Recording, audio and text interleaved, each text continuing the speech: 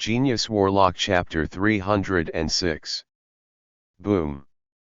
The moment Oliver was about to approach Yagurali again, a huge ice wall surged from below, blocking the space between Oliver and Yagurali.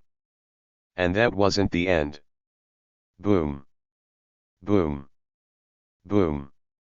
Sharp yet heavy sounds echoed, and ice walls shot up throughout the arena, filling the area. It was like a maze. Oliver turned to look for Yagurali, but as he expected, she was already gone. She had turned the entire arena into her own home ground. Oliver emitted mana from his body to search for Yagurali, but the mana that spread like thread was affected by the magic and coldness of the ice walls filling the area, and could not provide accurate information about the surroundings. And that wasn't the end. The foot that was protected by mana was eroded by the ice on the ground as if his clothes were soaked in drizzle, and the ice inside the arena emitted a cold fog, gradually turning the arena into a freezer. The erected ice walls also acted like mirrors, reflecting Yagurali's image and causing visual confusion.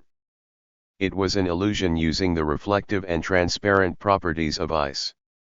It was one of the characteristics of ice magic, and it was the first time Oliver had seen it in person. It was a tricky technique to use. Surprisingly, it was Yagurali, a student who was not yet a fully fledged wizard, who was using it. It seemed real when they said she could become an official wizard if she wanted. What should I do?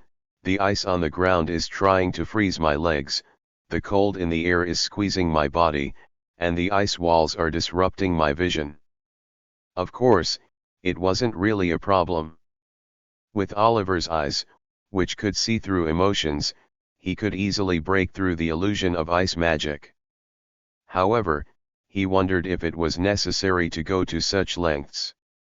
It wasn't a fight he absolutely had to win, and he could be misunderstood. While lost in thought, the coldness gradually surrounded Oliver, stealing his body temperature, and the ice on the ground infiltrated his mana, hardening his feet. The images of Yagurali reflected on the ice walls moved in different directions, looking for an opportunity. In the end, Oliver made a decision. I surrender. Even though no sound was made, the breaking of the tense atmosphere seemed to echo in everyone's ears. That was because everyone watching the match was focused. It was evidence that Oliver was doing well against Yagurali. Yet, in the midst of this, Oliver declared his surrender easily. The surrounding students who were watching, and even Yagurali who was his opponent, paused in surprise and showed signs of disappointment. The only one not disappointed was Kevin. He declared the match over in a business-like manner, withdrew the magic barrier, and Oliver respectfully greeted Yagurali. You were truly amazing. After greeting, Oliver came down the arena and felt the warm air all over his body. It was just a difference in temperature, but apart from that, he felt pretty good. Ah, thank you. One of the students carefully brought Oliver an outer garment. She was a student who had been training with Oliver, and although she looked disappointed, she was still admiring Oliver. Perhaps it was natural. He did surrender too easily, but he did well against Yagurali. At least compared to the previous match, it could be said that it was more like a fight. After expressing his gratitude again, Oliver put on the outer garment and returned to his original task. Kevin watched him silently, then immediately called the next test subject. A little later, the test was over. It wasn't the end of all the students' tests, but it was almost over. Probably by the next round, the rest of the students' tests will be all over. So Oliver also gradually did his job. Thank you for waiting. Oliver said in front of several students he asked to wait. All of them were students who had been training with Oliver. They had lost their initial hostility, discomfort, awkwardness, and reluctance when they first faced Oliver, and revealed a sense of familiarity and intimacy in their own way. Oliver felt rewarding as it seemed he had achieved results in his own way. The reason I asked you all to wait is because there is an announcement. An announcement? Yes. I'm sorry to say this, but most of you here probably didn't do well in the Magic Combat Basic score. It was too harsh a statement considering the exams hadn't even finished yet, but no student was able to refute it. Unlike Felix, most of them had not achieved noticeable growth, mostly stuck in the same place. Moreover, most of them couldn't withstand more than 2 or 3 matches in the exam, either losing or fainting. So most of them expected they wouldn't get good grades. The professor has decided to offer a summer session during the vacation, so you can make up for your grades. Please apply if you want to make up for your grades or improve your skills. Of course, it's not mandatory.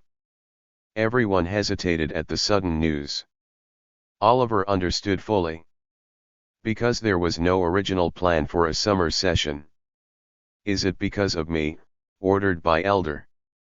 After finishing his meal at Merlin's mansion and discussing necessary matters, just before leaving, Oliver asked whether he could continue using the method that helped Felix. Merlin told Kevin to handle the summer session and told Oliver to do as he wanted. He felt a little sorry for Kevin, thinking it might be a nuisance for him. One of the hesitating students raised their hand to ask a question. How will the classes be conducted? I'm not exactly sure yet. However, I assume there won't be many students, so I'll be able to teach you better.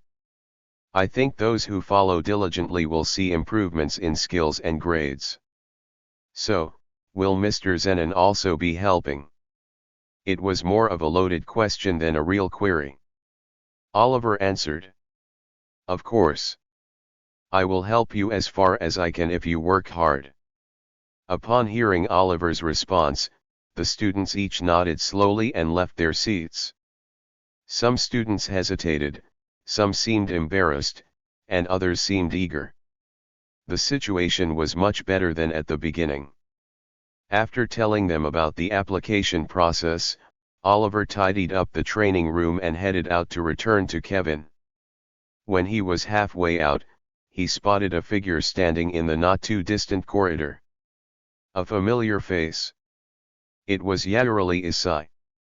With her silver curly hair tied back and her thick glasses on, she had changed from her training suit to a neat casual outfit.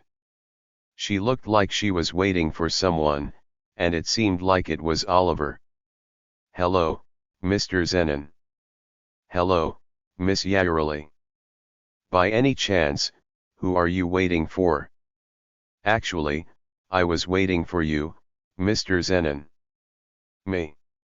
Yes. I have a question. It was true.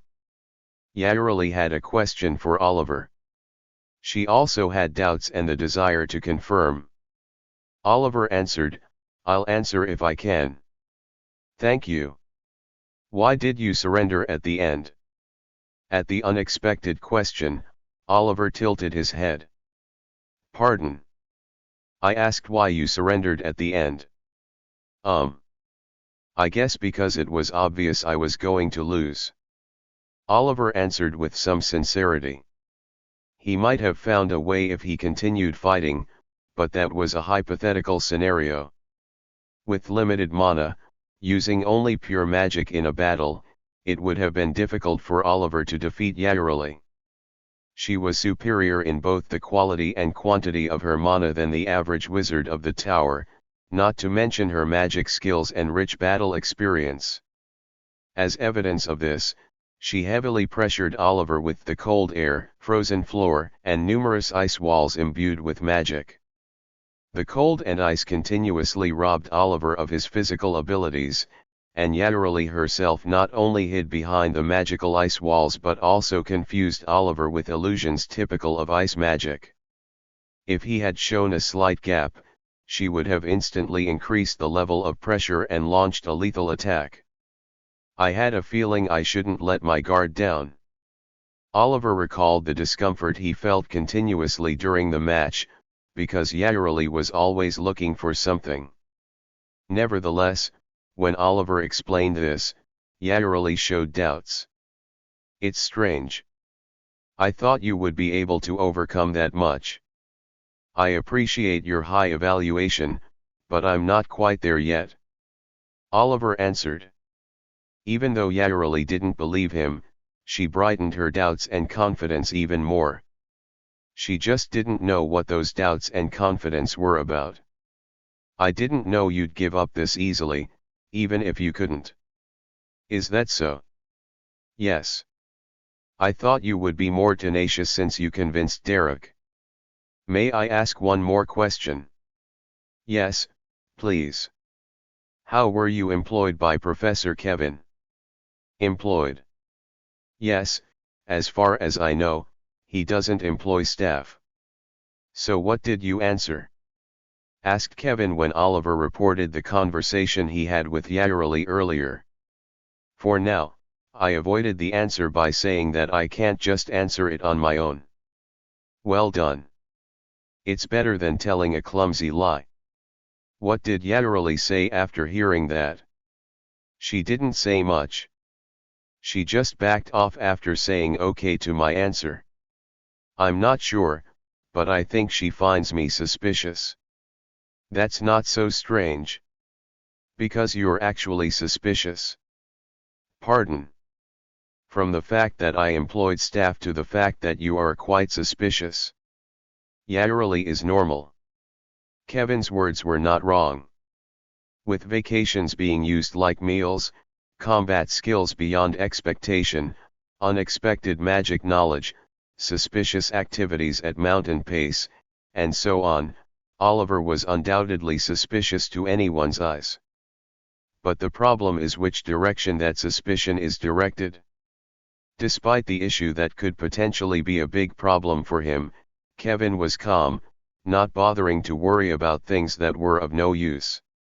Watching Kevin like this, Oliver asked. Professor. What? Is there any history between you and Miss Yarely? Kevin stopped his hands that were calculating grades. Proof of a proper question. Kevin was silent for a moment. He was pondering whether to answer or not. He was leaning towards not answering, but then suddenly changed his mind. I can answer that, but why are you curious?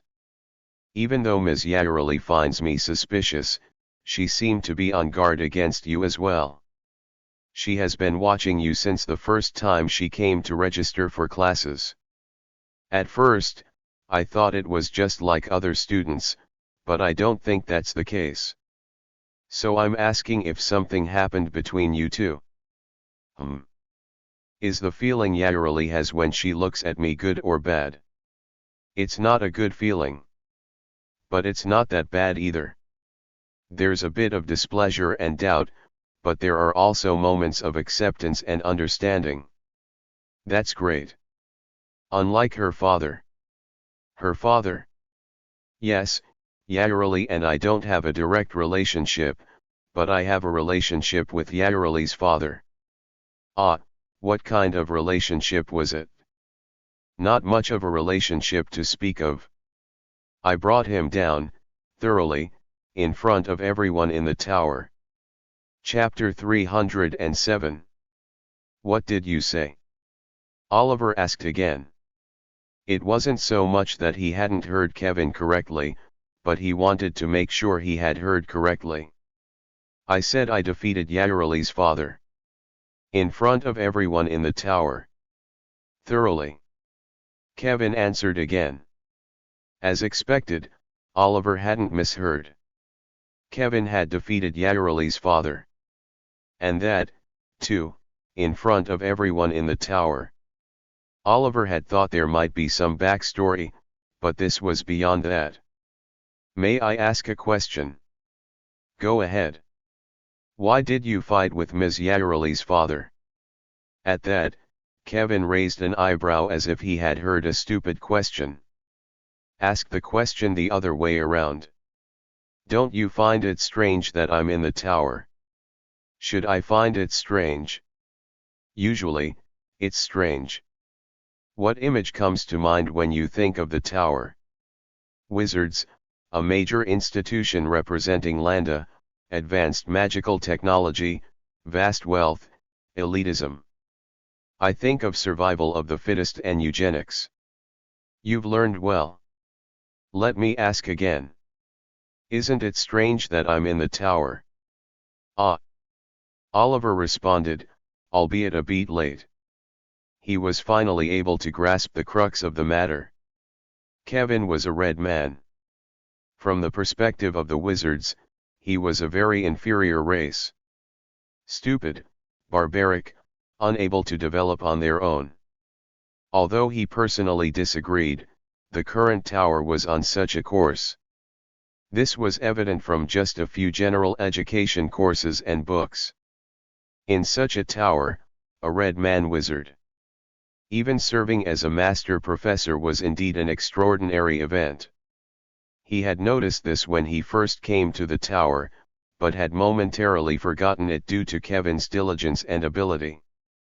When you put it that way, it does seem a bit strange.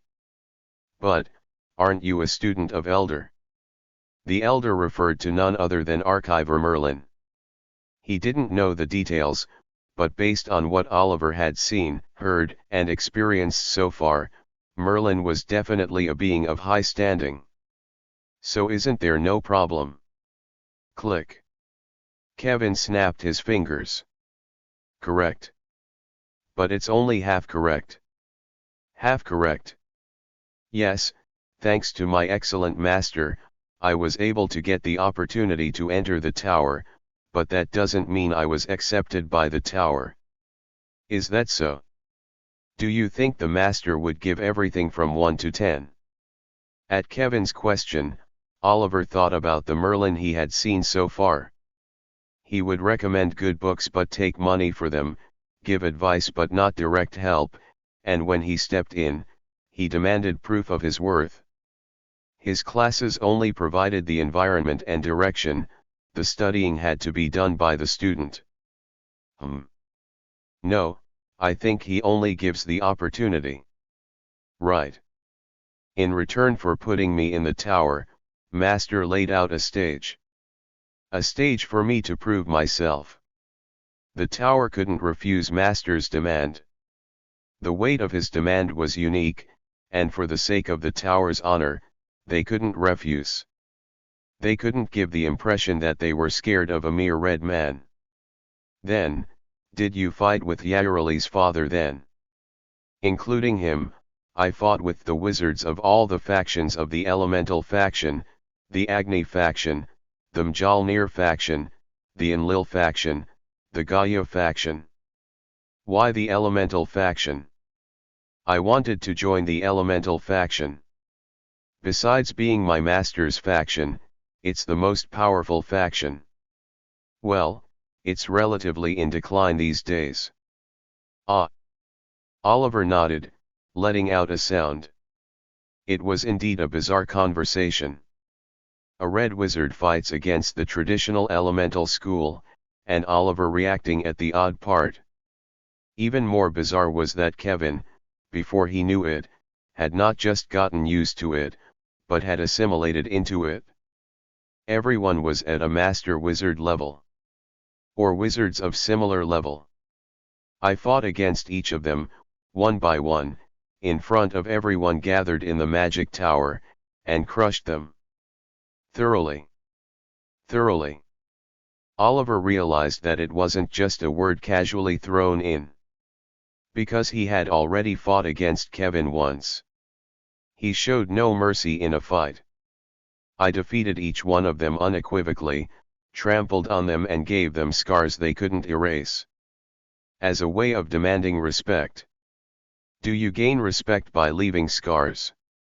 Of course, scars are pain, and pain is fear, fear brings respect. Especially to the prestigious family, to the father of Yareli who used to belittle me, I gave the deepest respect. Even on his face. Eventually, The elemental school had no choice but to accept me as a wizard. What happened to them? The others who had fought against you. They became extinct. Extinct. A simple word but more definitive than any other. Oliver could easily predict what had happened to the people Kevin had fought against.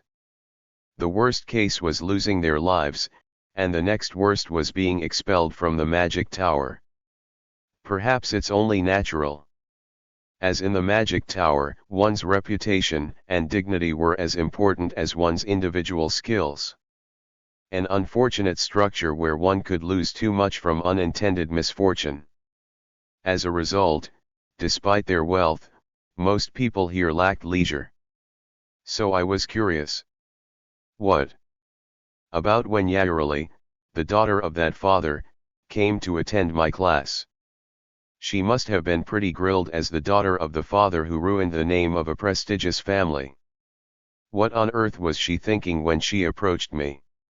I don't know. I can read emotions, not thoughts. That's a shame. I thought you might be able to read thoughts, too. I apologize for disappointing you. But while Ms. Yairali may not view you favorably, she doesn't view you that negatively either. She respects and acknowledges you to some extent. At Oliver's words, Kevin sank into thought for a moment, then set it aside. He didn't want to dwell on this issue. That's why he brought up a different topic. I personally don't like having these kinds of conversations. But why do you think I answered your question? I don't know. Because I have a favor to ask.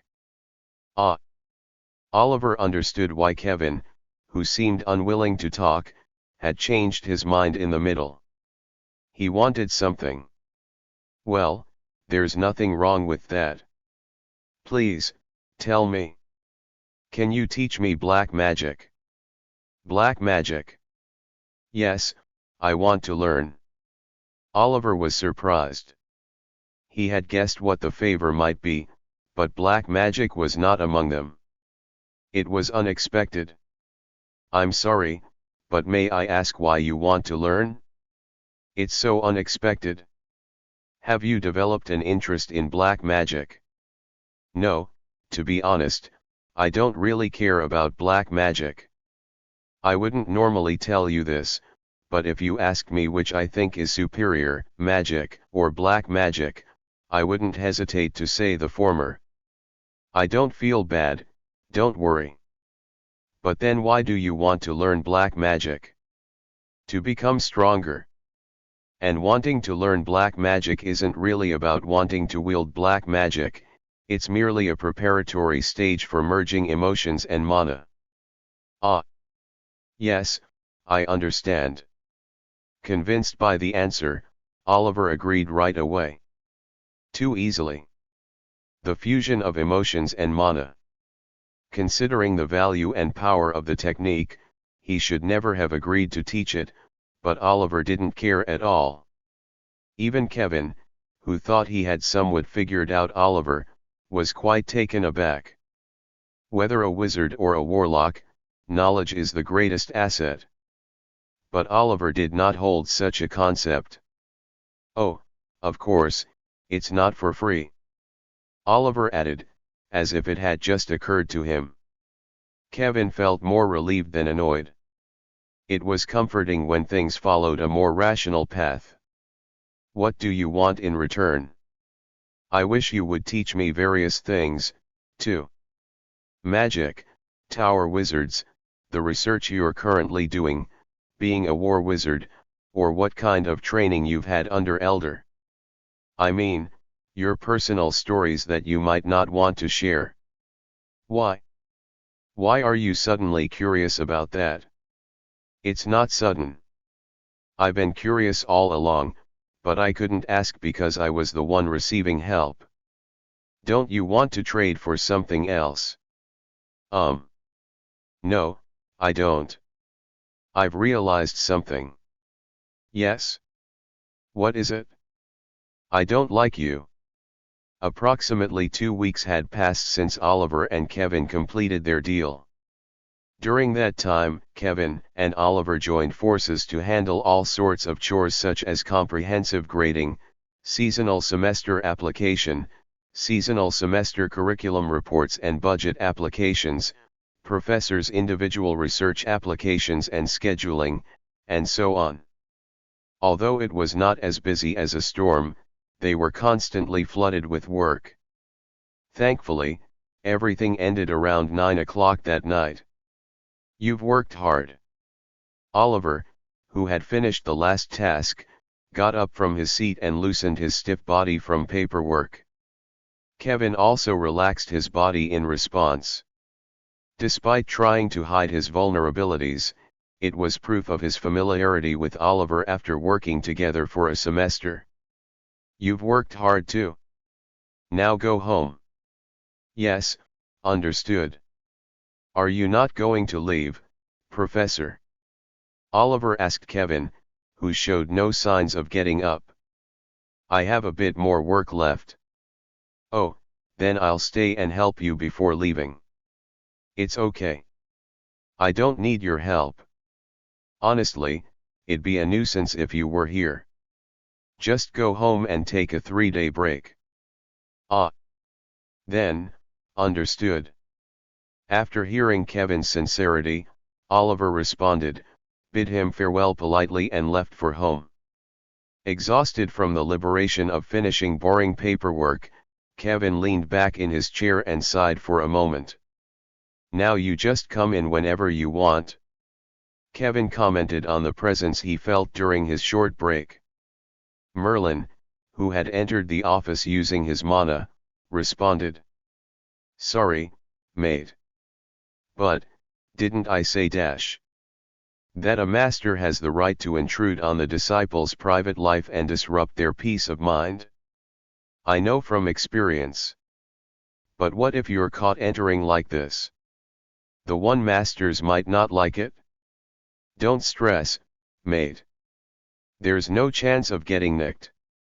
I suss it out beforehand." As Merlin brought a chair and sat down across from Kevin, he spoke.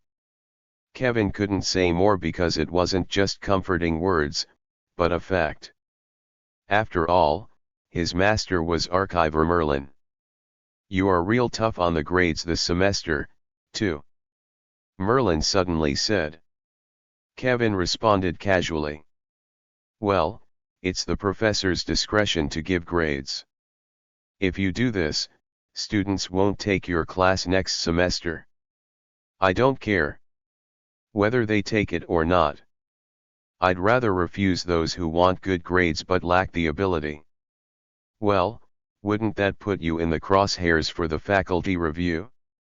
Masters are judged by the number of students they turn out. And later, those students become wizards and start throwing their weight around. I can make up for the faculty evaluation elsewhere, and I don't need that kind of politics. All I need is overwhelming ability." "Did you come to talk about this?" "No, I'm here to say thanks. You were probably planning to crack on with personal research over the halls, but you took on a seasonal semester, didn't ya?" "No, it's fine. I'm interested in it too. Besides, I've found something more interesting than research." Kevin was sincere.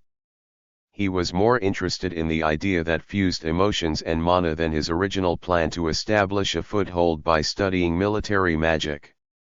If the research in military magic was a short-term achievement, the idea that mixed emotion and mana could elevate Kevin's level by one step, or even several steps permanently. Of course, it could be risky as it was black magic, but he judged that it was worth taking the risk. That's what power was about. "Good on ya, that's good to hear." "Yes. Since you're here, can I ask a question?" "Is it about the business trip?" "No. I'm curious, but you're not going to talk about it anyway, are you? If you were going to tell me, you would have already." "Ha, you've got me all figured out," Haven't yet. What do you wanna ask then? It's not anything big, just something that's been bothering me. You talked about Eve when you had dinner with Dave last time, didn't you? Yes, I did. No matter how much I think about it, it's puzzling. Weren't you skeptical that Eve could be born from merely accumulating information? That was true. Eve, the will of the world tree, which hadn't yet been born, but was believed to be born at any time. Wizards who had researched in this field gave their own opinions about Eve and wrote papers. It was like another revolution. Among them, Merlin also had an opinion, but unlike the mainstream, he thought Eve could not be born from simply accumulating information. It was the same logic that just because you have many bricks doesn't mean you can build a tower. Merlin argued strongly that you need cement and rebar to support the bricks. So it bothered him that Merlin claimed Eve could be born from simply accumulating information while having dinner with Dave. It wasn't a big deal, but it was nerve-wracking. Did your thoughts change late? No. Then why? I reckoned it'd be good to say that there. Kevin remained silent. It was something he had felt a long time ago, but Merlin treated Dave like some dangerous tumor. After all, the reason he entrusted Dave to him was to observe from a proper distance. Well, looking at his talent, abilities, and unfathomable characteristics, it's understandable. Yes, I understand. Since we're chin-wagging, let me pop a question. What do you reckon caused Eve to suddenly show up? I don't know. Aren't all authorities, including you, just talking about grabbing at clouds in the end? What if, just if? What do you reckon would happen if a glitch happened that let someone connect to the world tree with emotions? Excuse me. I'm asking, what do you reckon would happen if someone could connect to the world tree with emotions? That, isn't it impossible? That's why I said it's just a what-if scenario, and why I called it a glitch. Well, emotions would flow into the world tree, and those emotions would react with the accumulated mana and information. Kevin let out a half-dazed exclamation. Because he knew just one being who could accomplish such a thing. Chapter 308. 9:25 p.m. Oliver emerged from the magic tower. He was supposed to finish work at 9 p.m., but it took him an additional 25 minutes because he stopped by the library to pick up some books he wanted to read. By the time he got home, it would be past 10 p.m. But maybe I'll get home before 10, since the roads won't be congested at night. He thought that if he arrived home around 10, he'd probably fall asleep around 11:30 or midnight. He had to do some light exercises, shower, read some books, review his humor books, check on his corpse doll, Shamus, and a climate child third. For about 2 weeks, Oliver had been working hard as Zen and Bright, a personal assistant to the Magic Tower professor, but that didn't mean he neglected his main job. He had turned most of the bodies he had collected into corpse dolls or modified zombies, as appropriate, and was training Child Third to adjust to corpse doll, Shamus. He initially thought about assigning it to First, but he decided to give it to Third, who had just lost its corpse doll, Rag 2, as it didn't seem fair to have only one without a high-performance corpse doll. From a strategic point of view, or for research purposes, it seemed better to distribute things in a variety of ways. By the way, like First, Third was having trouble adjusting to the new corpse doll. Still, it's adapting little by little. In addition, Oliver had been putting a lot of effort into manufacturing blood potions by placing First into corpse doll, Bathory. Even when he made it work 18 hours a day, excluding break times, it was just barely able to produce enough for Edith. I need to receive the item I ordered from Mr. Yuan soon to increase efficiency. Or should I come up with another production method? He only had a 3-day vacation. Although he was uncertain about what could be accomplished, he thought it wouldn't hurt to give it a try for fun. He thought it might be a good idea to refer to the book he borrowed earlier, Introduction to Potion Production Process Beginner Level. Lost in thought, Oliver felt someone approaching and turned his body to avoid them. One of the group of young men, who almost bumped into him, shouted. His pronunciation was so slurred that it was hard to understand, probably because he was drunk. Watch where you're going, you walking log. You could die. Oliver didn't recognize the face, but he knew who he was. He was a student of the Magic Tower. Because he was wearing a cloak that proved he was a student of the Magic Tower. The student spat out a few more curses at Oliver and then continued on his way with his equally drunk friends. Everyone seemed drunk, and looking around, it wasn't just them. The entertainment district surrounding the Magic Tower, where Oliver was currently standing, was bustling as if a festival was taking place. It was always a lively street, but now it was several times more energetic than usual. There wasn't a single place where lights weren't on, and no place was quiet. In the first floor bars and coffee houses, students were engrossed in alcohol and verbal fights, while luxurious parties were taking place in the second floor restaurants and clubs, and couples were sharing kisses on the third floor terraces. A young male student and a female student were close. Oh, correction. It seemed to be a female professor and a male student. Well, that could happen. Anyway, the street was quite lively. It looks like all the students from the Magic Tower are out. What's the occasion? Just as Oliver was mumbling and trying to quickly leave the noisy street, someone called out to him. Excuse me, gentlemen. A voice that was both sticky and seductive. However, Oliver didn't pay it any attention and kept walking. Excuse me. Her tone became stronger. Only then did Oliver stop. Did you call me? Yes, you, gentleman. Ah. I'm not a gentleman, though. Oliver responded and observed the woman in front of him. The woman seemed to be in her early 20s and was wearing a striking hat. Her skin was as white as snow, and she was wearing a dress that exposed her cleavage and a leather corset with a reddish hue over it, which emphasized her figure excessively. Typical attire designed to steal men's souls. But Oliver was more concerned about something else. What should I call you if not a gentleman? Please call me Zenon. Zenon Bright. That's my name. Oh.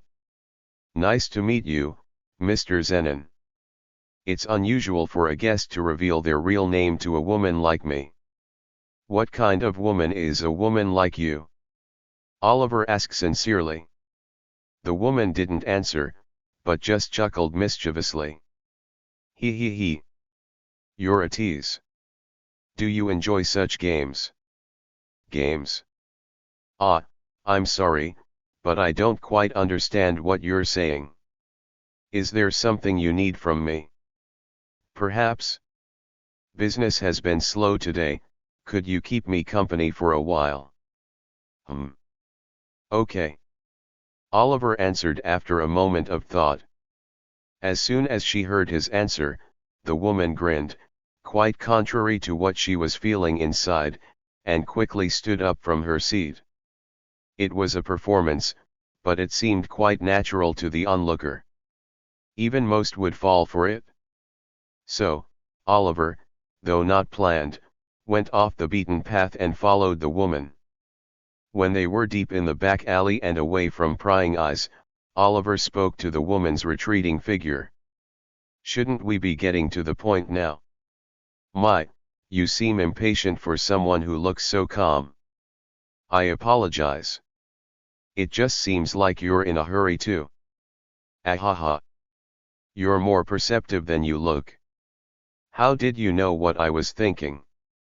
As she spoke, the woman pulled a long hatpin from her hat and brandished it at Oliver.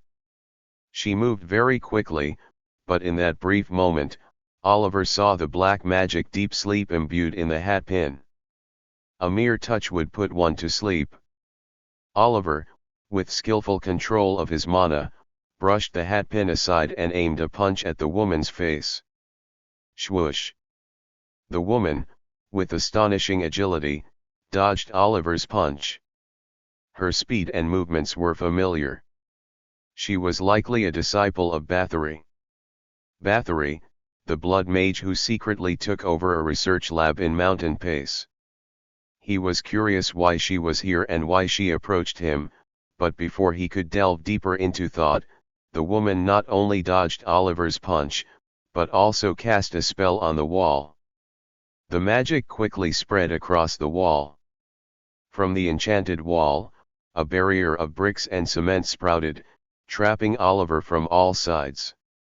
Oliver looked like a bird caged in a birdcage. But one thing was certain. For some unknown reason, the woman in front of him didn't intend to kill Oliver. At least not at that moment. As evidence, even when she threw the hatpin, she deliberately avoided vital points. Watching the flying hatpin, Oliver was hesitant whether to fight back or not. Conscious of the gaze watching from a distance. In the end, Oliver chose to trust the Magic Tower student and gave up his defense, and luckily his choice worked well. Ice wall. With a familiar voice coming from a distance, a beautiful, castle-like ice spread along the ground, and right in front of Oliver, the mana exploded, forming a huge ice wall. Thanks to that, the slender hatpin the woman threw didn't even touch Oliver. And that wasn't the end. Yareli formed ice under her feet and moved swiftly across the icy surface, gathering mana into her hands and touching the ground. She released the vast mana within her, covering the surrounding area in ice. Shrrrrrrrrr. It wasn't easy to freeze the surroundings with her magic alone, but she also showed delicate control, not freezing the area where Oliver was. She may look blunt, but she was very considerate. Humph. The woman, presumed to be Bathory's disciple, conjured flames in her hands and countered Yareli's magic head-on. Using mana to control the flame, melting Yareli's ice. A memory of fighting with Wiles in Mountain Pace came to Oliver's mind. The situation is reversed though. Back then, there were more disciples of Bathory, who used ice magic, but now Oliver had more on his side, and that person also used ice magic. However, what's more important than that is to focus on the present. Instinctively, Oliver felt that if the identity of the opponent in front of him was revealed, it would be bothersome in many ways. He wasn't sure if he'd receive the same scrutiny when he returned from solving the Mountain Pace issue, or if they might reinvestigate that issue. He wanted to avoid that. So, Oliver decided to conclude the fight before it escalated. He moved faster than Yareli, who was quickly approaching using ice as a medium. He focused his mana into his fist, shattered the stone pillar, and hit the ice wall as hard as he could. Crash! With a loud noise, the thick ice wall shattered, and some fragments flew towards the woman.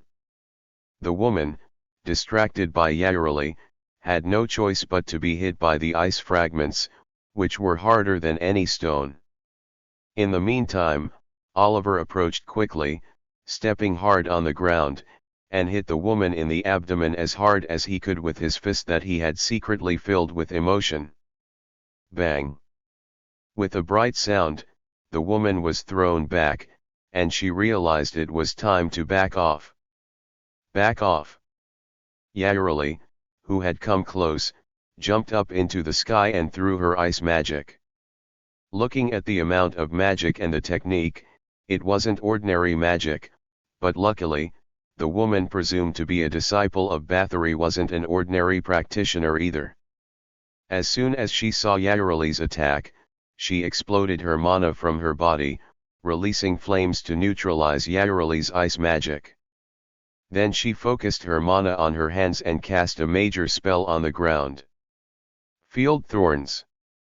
Numerous stone spears made of bricks, cement, and dirt sprouted towards Oliver and Yarali. While marveling at the opponent's ability for a moment, Yarali realized that she was not an ordinary opponent and decided to capture her at all costs. Instead of directly confronting the opponent's magic, Yarali tried to avoid it. At that moment, she thought of Oliver and looked back. She wondered whether Oliver could avoid the attack, and when he did not respond accordingly, she changed her mind and activated her ice magic to block the incoming stone spears. She gathered mana at the tips of her hands, released cold energy explosively around her, and covered the ground with a massive ice wall to silence the rising stone spears. She was always skillful. As soon as she confirmed that Oliver was safe, she created an ice pillar through her feet and jumped over the pile of stone spears blocking her way. However, it was in vain. The disciple of Bathory had run away while Yarali was defending with ice magic. No matter how great Yarali's magical skills were, it was impossible to catch up with that speed. Oliver's prediction was accurate, and Yarali, disappointed at losing her opponent, returned. She looked at Oliver with a complicated look. "Thank you for your help, Ms. Yarali. What are you doing here?" "I was following a woman who said she had a brief errand while on my way home after work." "What brings you here, Ms. Yarali?" Yarali found Oliver's excessive calmness suspicious. "I was attending the end of semester party." "Ah." Oliver seemed to understand now. After the midterms, students flocked to the entertainment district and partied loudly. It was only natural for them to party even more enthusiastically after the finals. "But how did you end up here?" "Although I'm grateful for avoiding the commotion." Oliver was puzzled again. It wasn't strange per se. This back alley wasn't too far from the entertainment district, but it wasn't particularly close either. At least, it wasn't a place where Yarali, who was in the middle of the end of semester party, would casually be and help. Fortunately, Yarali answered this. "I saw you." "Me?" "Yes, I saw you being led by that woman's hand into the back alley." Oliver asked just in case, "Did you realize she was a robber?" "No, she wasn't likely to be a robber." "Huh. Although there are robbers who target drunk Magic Tower students at this time, a person of that skill wouldn't be robbing." "I rather thought she was your colleague." Oliver asked back to the question that he hadn't anticipated at all. "A colleague? Why would you think that?" "Of course, because you are suspicious." Yarali spoke honestly, not hiding her thoughts. Chapter 309. "Of course, because you're suspicious."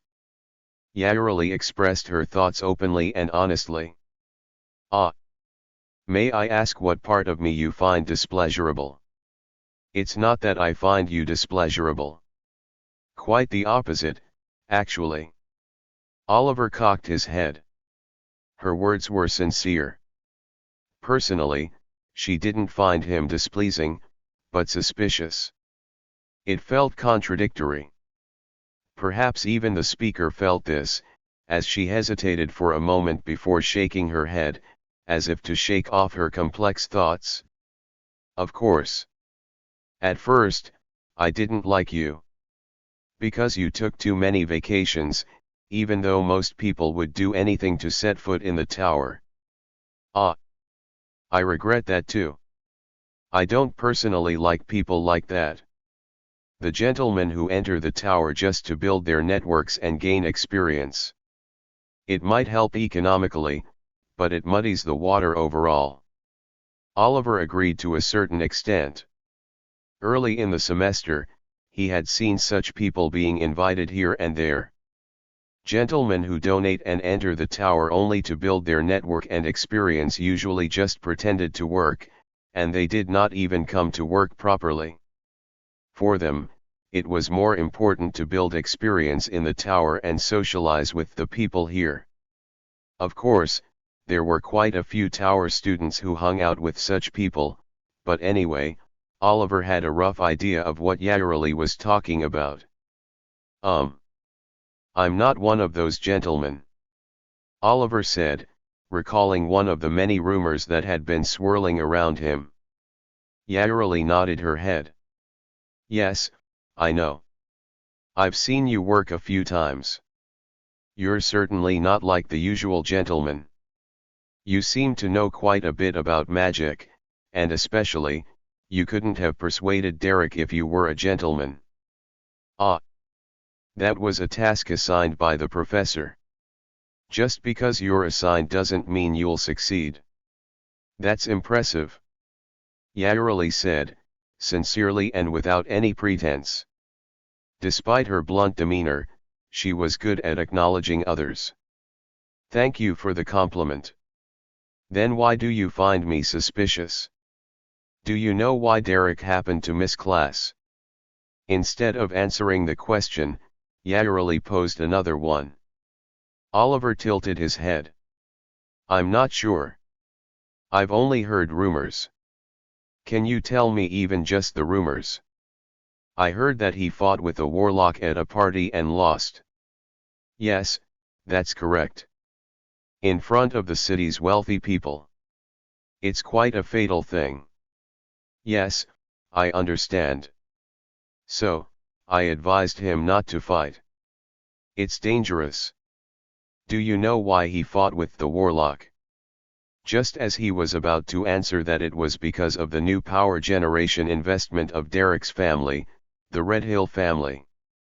Oliver, seeing Yarely glow with emotion as she hunted for her prey, opened his mouth.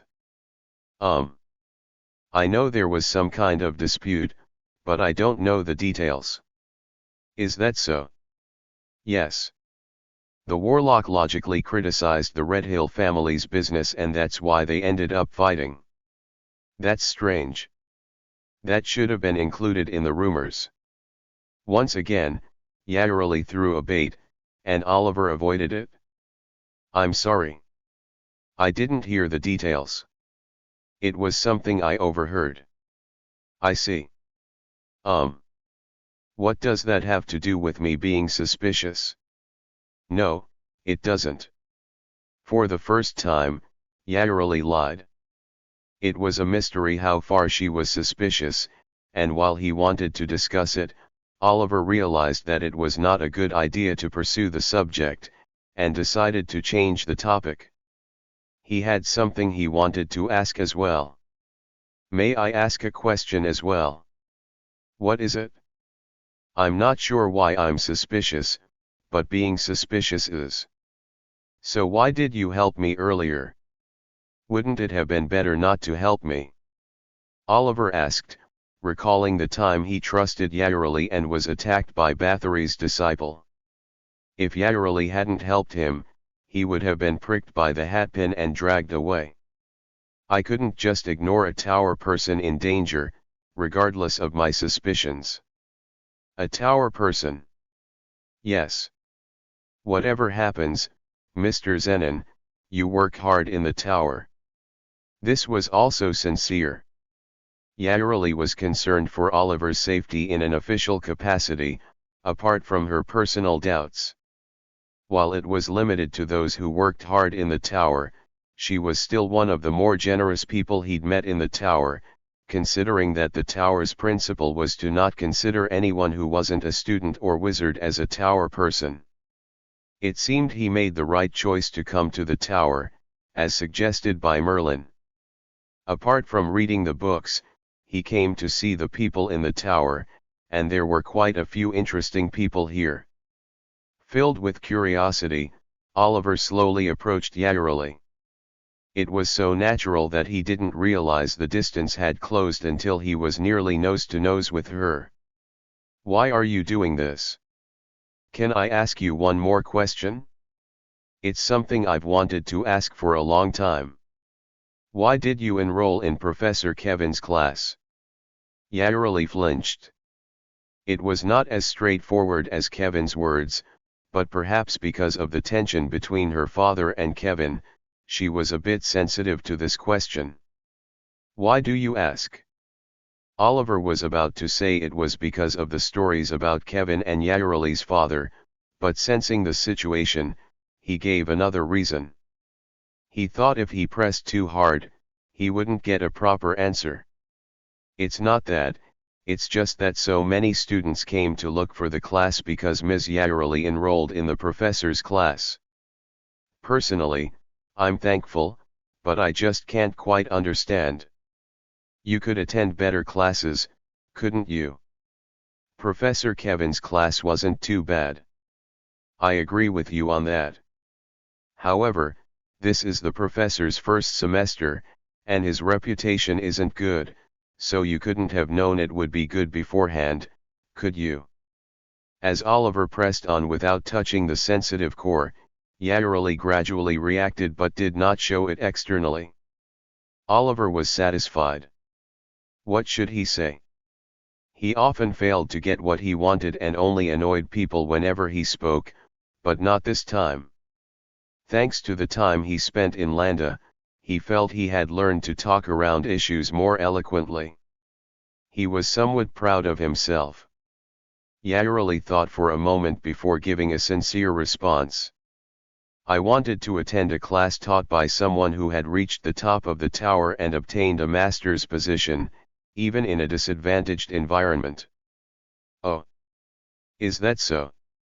"Yes. I had some leeway with my grades." "Is that strange?" "No, not at all. It sounds like a great story. Thank you for answering. Also, thank you for your help. I was able to survive thanks to you."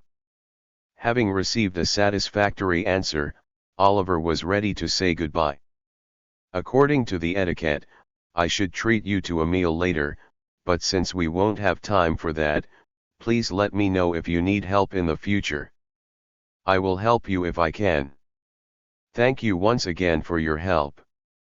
Well then, I should be going dash. Wait. Yes. The woman from before. You really don't know who she is?" I don't know." Oliver lied. Pant. Pant. Pant. Elizabeth Una, the daughter and disciple of Bathory, gasped for breath. Although half her body was dead, she still needed to breathe because the other half was alive. The unbearably stinky smell of the sewer mercilessly invaded her nostrils. She had just gotten used to this kind of life recently, otherwise she would have vomited all the blood she had drunk today. "Are you okay? What happened? Did you not find it? Are you injured?" Her sisters, who were also her fellow disciples, gathered around like chicks and worriedly inspected her condition and asked. The total number of them, including Una herself, was only 5. Originally, there were more than 10 times that many sisters, but it was a mystery how it had come to this. Did it start happening after Mother disappeared? Una thought. About Bathory, their master, and the one who gave them their second life. She had crossed the ocean to England to take revenge on the swindling tower men and reclaim her rightful status. Befitting her name, she silently occupied an institution of the tower and made grand plans to embezzle all of the tower's resources and knowledge. Bathory kept Una informed regularly, so Una knew better than anyone. Una was the one who had been left in charge of the main base while Bathory was away. However, one day, suddenly, the contact from Mother Bathory was cut off. without any warning. Not only that, all contact was also lost with dozens of sisters who had followed Bathory to assist her. It was obviously an unusual event. So, Una sent her sisters to check out the situation and soon heard some unbelievable news. A worker from the tower who had been dispatched for an investigation had brought a salver and had gone to Mountain Pace, where Mother Bathory was, and defeated her. It was utter nonsense. Mother was a powerful adversary who would stand against Human Meat Chef no matter what, and the sisters who followed her to assist her were also more than capable, easily on par with average wizards. But for just two people, two ordinary duos, to defeat her, Una could neither logically nor emotionally accept it. She couldn't even imagine that others would have received this news. Was it from that time? News of Mother had spread to other black magic organizations, leading to a challenge from many warlock families who coveted the blood elixir recipe. The blood elixir, which gave health and vigor to men and the blessing of youth to women, was coveted by all. It was merely the existence of Bathory, who stood against Human Meat Chef, that suppressed it. So, when Bathory disappeared, everyone moved as they wished. To be honest, it was fine at first. Because they, raised by Mother, were quite capable. They even retaliated against some families, annihilating them, and took great joy in making them into materials. A superior warlock was also a good ingredient for black magic. However, everything went downhill when she appeared. The younger sister of Human Meat Chef. They had only heard rumors about her, but when they saw her for the first time, she appeared with her brother's followers and attacked them. Although it was a secret technique of black magic, she appeared in her early 20s, with a face that showed no signs of hardship, and performed a spell that drove them, who were brewing in the basement, into a corner.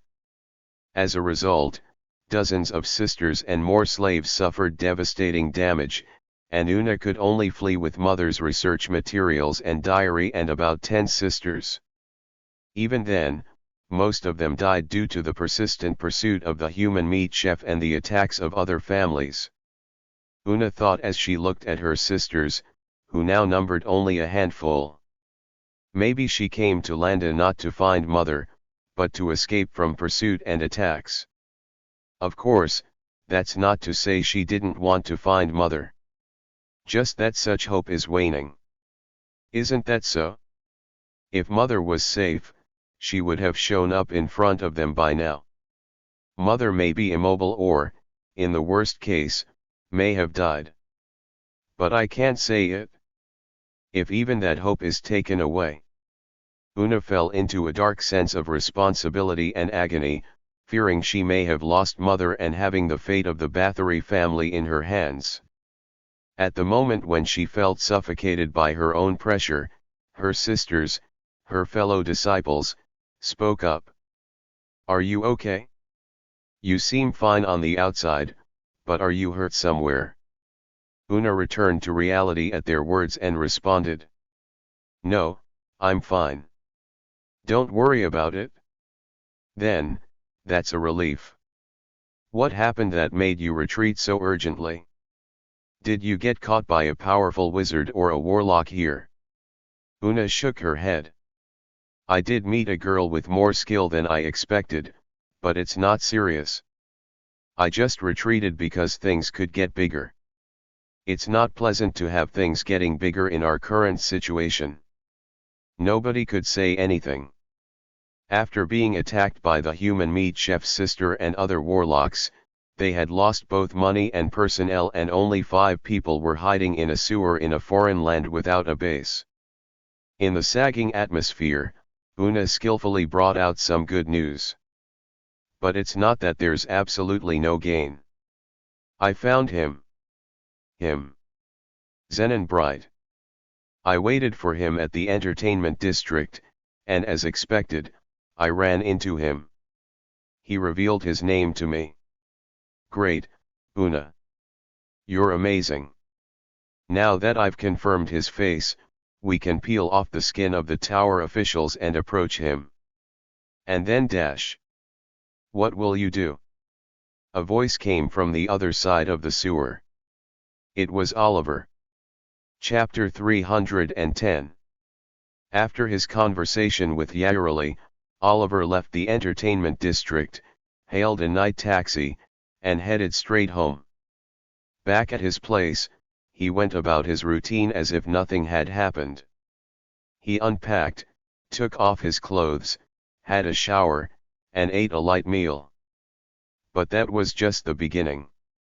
After his meal, Oliver deviated from his original plan. He quickly did the dishes, made some discreet preparations, and dressed up not as Zen and Bright, the private staff to a magic tower professor, but as Dave Wright, the solver. As Dave Wright, he activated the stalker he had discreetly attached to the woman's abdomen during their earlier encounter.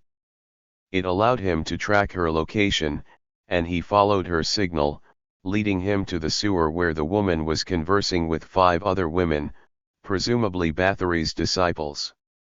As he joined their conversation, Oliver's appearance seemed natural, but the sudden arrival surprised and alarmed the women.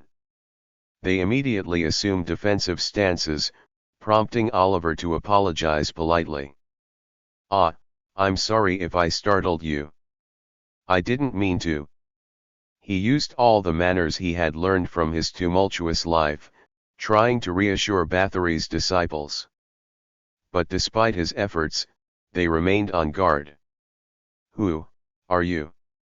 The woman he had met in the Magic Tower's entertainment district asked, her expression filled with caution, fear, and a hint of anger. Oliver noticed that all eyes were on her, indicating she was the leader of the group. Excuse me. I am Dave, the solver from Street 30, District T. Nice to meet you. I've heard of you, Dave. One of the most famous solvers in the city right now, she replied, her suspicion growing. Thank you for the compliment, but I'm not that great. If it's okay with you, may I ask your names? You don't know our names. Yes. So, you came here by chance. The woman surveyed her surroundings using Warlock's eyes like a seasoned warlock, assessing for any threats. Once she confirmed they were alone, her guard slightly relaxed. No, that's not it. I came here to meet you ladies. Us? Why? I was curious why the disciples of Bathory came all the way across the sea to Landa. Oliver's question seemed to strike a nerve, as the women's caution heightened, and they immediately took action, combining their mana to unleash an ice spell. The combined power of multiple casters made the ice spell highly threatening, covering not only the ground but also freezing the walls and ceiling. A display of unity and synchronization that was truly impressive, showing they were genuinely close. Shadow Tentacle. Despite being in awe, Oliver responded with his own power, summoning shadow tentacles to shatter the incoming ice, breaking it into pieces that scattered all around them. Crack. Oliver's furious shadows tore through the encroaching ice that surrounded him. It was an unusual situation where black magic proved more potent than regular magic in a fire-power clash, showcasing Oliver's improved skill at exploiting spell weaknesses. Equally surprising were Bathory's disciples, who remained composed despite their combined attack being easily thwarted. They entrusted control to a female warlock who confronted Oliver on the street. With calmness and determination, she manipulated the mana with various emotions, including her animosity towards her enemy. She impressively wielded her mana to influence the shattered ice, wrapping Oliver's shadow in reverse and freezing it. Such a maneuver required precise control over vast amounts of mana, a tricky technique that few could master. Oliver was genuinely impressed, and the woman warlock seized the momentum, attempting to freeze Oliver as well. "Did that woman send you to capture us?" A chill ran down Oliver's spine as the ice rapidly climbed up his legs, accompanied by an eerie sound. If left unchecked, his entire body would be consumed by ice. He reacted swiftly, releasing the mana stored within his body to interfere with the ice magic, and successfully thwarted the attack. This is... The female warlocks were shocked as Oliver managed to gain control of the ice magic they had cooperated on, turning it against them and freezing them instead. Oliver had been fortunate. The collaboration had simplified the spell's structure, making it easier for him to reverse and consume it. As he thawed the ice covering his body, he questioned the frozen woman, "Did that woman send you?" "What are you talking about?" "She didn't." The woman responded without losing her nerve, her emotions seemingly unaffected by defeat, fear, or oppression. Her actions soon revealed why. "In that case, I have many questions for you," the woman shouted, shattering the high-density ice. The ice, infused with mana, was as resilient as steel, making it difficult to break with physical strength alone. However, she utilized a blood magic technique, a specialty of the Bathory family, using her bracelets contained blood to break the ice. Blood fire. She employed her blood both as a weapon and fuel, igniting it to aid her comrades and attack Oliver. Faced with the powerful attack, Oliver stepped back. Even his black suit struggled to resist the scorching flames. Recalling a previous encounter, Oliver took immediate action. Voracity. He activated Voracity, using the black suit wrapped around the end of his quarterstaff to absorb the viscous crimson flames of blood fire. Considering the penetrating nature of blood fire, he deemed absorbing it more effective than merely blocking it. His judgment proved accurate. Voracity effectively blocked the blood fire, surpassing ordinary defenses. However, Oliver overlooked one crucial aspect. Bathory's blood magic was a form of black magic in its own right. Her technique, blending emotions and mana through blood, transcended mere magic or conventional black magic. Voracity, capable of swallowing any kind of magic or black magic, was no exception. The voracious, multiple-mouthed black suit screamed like someone who had swallowed hot water, trying to expel the blood fire. Cough, cough. In that fleeting moment, as Oliver considered how to handle the blood fire, 4 other disciples of Bathory, now freed with their comrades' assistance, charged at him, bearing their sharp claws and fangs. Each tooth and nail were imbued with black magic that robbed flesh of its freedom. Oliver swung his quarterstaff forward, commanding Voracity to vomit it out. The voracious black suit screamed and expelled the sticky flames, engulfing the women rushing towards Oliver. Arg! Ah! Ah! Ho! Hot! Hot! Though Oliver remembered the disciples of Bathory being half zombies, they screamed as if they were still alive. Left unattended, they would likely be reduced to ashes by the malevolent flames. Fall back. The female leader ordered her comrades, extinguishing the blood fire. The burnt and charred women retreated, crying out in pain, anger, and humiliation. In tandem with their retreat, the female leader activated blood magic using a small amount of blood, summoning a giant, boil-like blood balloon from thin air. Oliver recalled this construct as a blood balloon, a Bathory creation used to store large amounts of blood. Confirming Oliver's prediction, the blood balloon quivered violently before bursting with a bang, spilling several liters of blood onto the floor. But that wasn't the end of it. Using the spilled blood as a medium, the woman summoned more blood balloons, increasing the volume of blood.